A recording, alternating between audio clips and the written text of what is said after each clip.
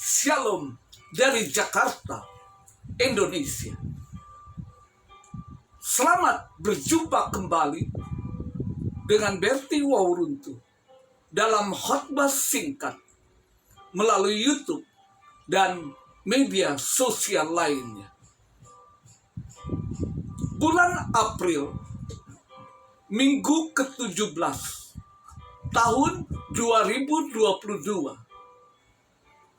Khotbah singkat bertemakan tentang Paskah kebangkitan Tuhan Yesus Kristus dan implikasinya, bagian yang kedua.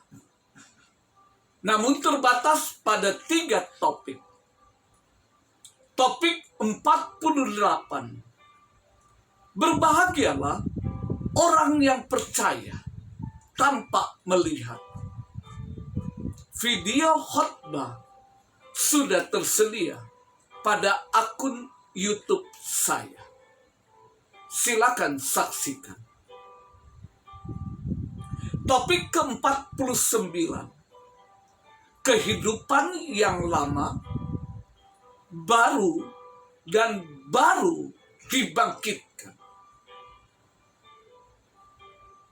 Topik ke-50. Tidak lagi hidup untuk diri sendiri, tapi untuk Yesus Kristus. Kita masuk dalam topik 49. Kehidupan yang lama, baru yang dibangkitkan. Mari kita buka Alkitab kita pada kitab Injil Yohanes. Yohanes pasal ke-11 ayat 25 sampai 26. Jawab Yesus, "Akulah kebangkitan dan hidup. Barang siapa percaya kepadaku, ia akan hidup walaupun ia sudah mati. Dan setiap orang yang hidup dan yang percaya kepadaku tidak akan mati selama-lamanya." Percayakah engkau akan hal ini? Tidak ada di dalam kehidupan seorang Kristen yang terjadi tanpa tujuan. Setiap peristiwa yang terjadi atas kita sebagai umat percaya, baik yang baik ataupun buruk, adalah sebagai alat yang digunakan oleh Tuhan untuk pertumbuhan kerohanian kita dan bermanfaat bagi kekekalan. Amin. Selama perjalanan kita di bumi, kita dipanggil menjadi dewasa dalam iman dan bertumbuh dalam kasih karunia.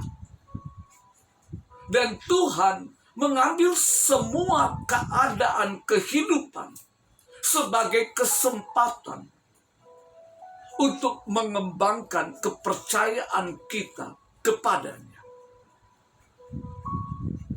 sehingga kita dapat menemukan lebih banyak lagi karakter kemurahannya yang tidak pernah gagal, kekudusannya yang tidak terhampiri, kasihnya yang tidak bersyarat.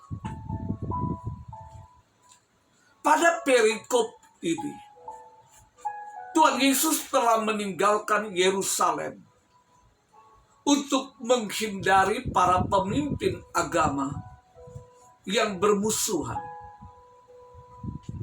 Namun saat Tuhan Yesus pergi, sudah mendapat kabar bahwa teman baiknya Lazarus sedang sakit. Namun faktanya sebenarnya Lazarus telah mati pada saat pesan diterima oleh Tuhan Yesus. Yesus sengaja menunggu beberapa hari sebelum pergi ke Betania. Dan ia tiba 4 hari setelah Lazarus dikuburkan. Di depan saudara Lazarus yang berkabung, dengan siapa Yesus menangis. Dan orang banyak yang berkumpul. Yesus membangkitkan Lazarus dari kematian dalam mujizat yang menggentarkan dan spektakuler.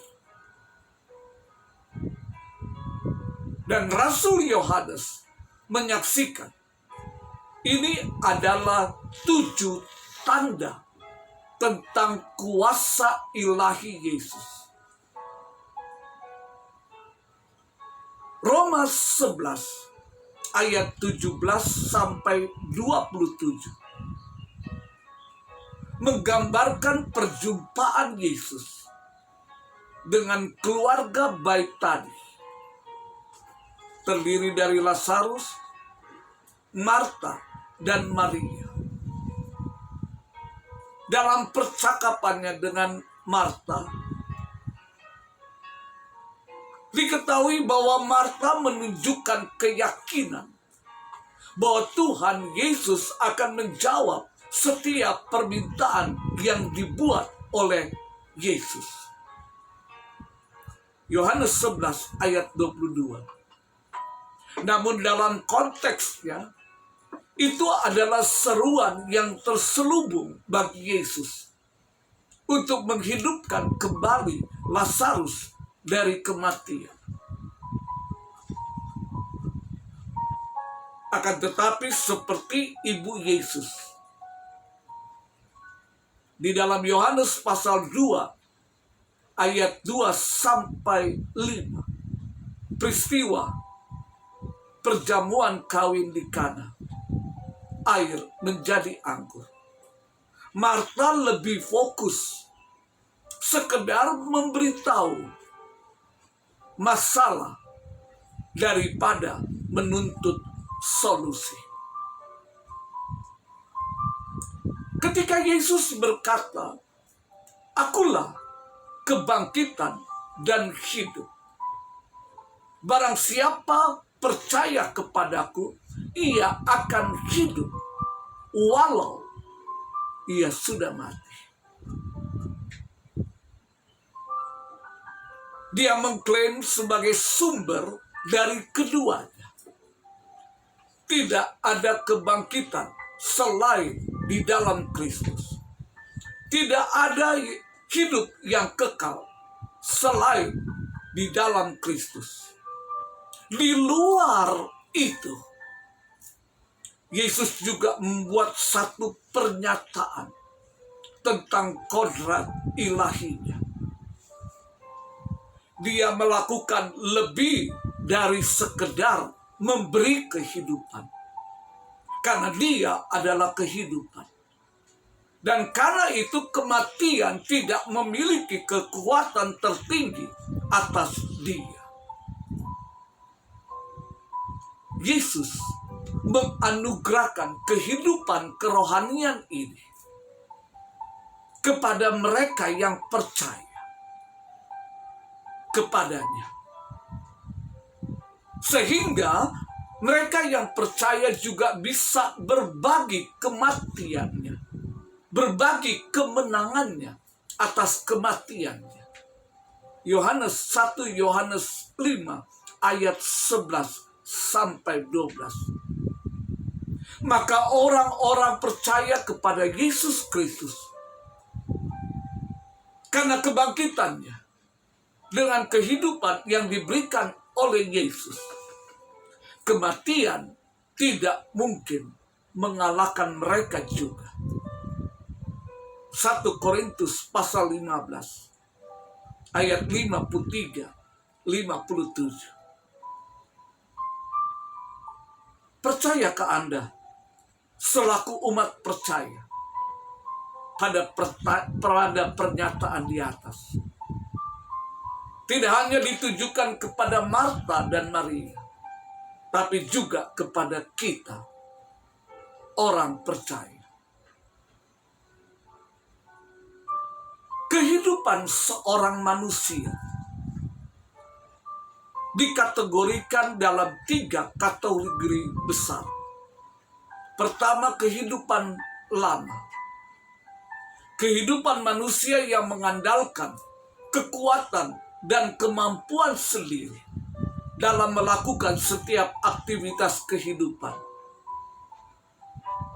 Dan semuanya bisa dilakukan karena saya, bukan Tuhan. Kategori yang kedua, manusia dengan kehidupan baru. Kehidupan manusia yang sudah bertobat dan menerima Tuhan Yesus sebagai Tuhan dan Juru Selamat pribadinya. Namun persekutuannya dengan Tuhan Yesus dalam bentuk doa, penyembahan, membaca firman Tuhan, atau melayani Tuhan dan pekerjaannya, semata-mata hanyalah satu rangkaian aktivitas, bukan menunjukkan hubungan yang erat